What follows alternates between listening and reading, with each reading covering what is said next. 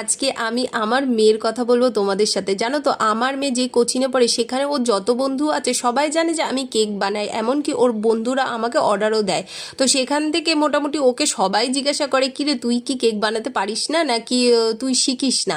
তো ও সেটা চুপচাপ করে শুনে আসার মিটমিট করে হাসে, আর আমাকে এসে সেই কথাগুলো বলে। ও কি করে পারবে বলো, যখন তুমি কেক বানাও তখন তো ও এখানে একদম আসতেই চায় না। আর তুমি যদি কোনো জিনিস বলো সেটাও আকাশ পাতাল ভাবে, আর কোনো জিনিসেরও নাম জানে না। কি আমি ঠিক বললাম তো দিদি? এটা একদম ঠিক কথা, তবে কি আমি ওকে একদমই জোর করি না, কারণ ওর এইসব ব্যাপারে একদম আগ্রহ নেই, তাই আমার কেকের কোনো জিনিসেরই ও নাম জানে না।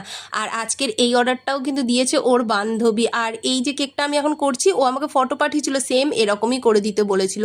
তো এর আগে ওর বাবার বার্থডের জন্য একটা কেক নিয়েছিল, আর সেই ভিডিওটা করে আমি ফেসবুকে আপলোড করেছিলাম, সেটা কিন্তু 2 মিলিয়ন মানুষ পছন্দ করেছে।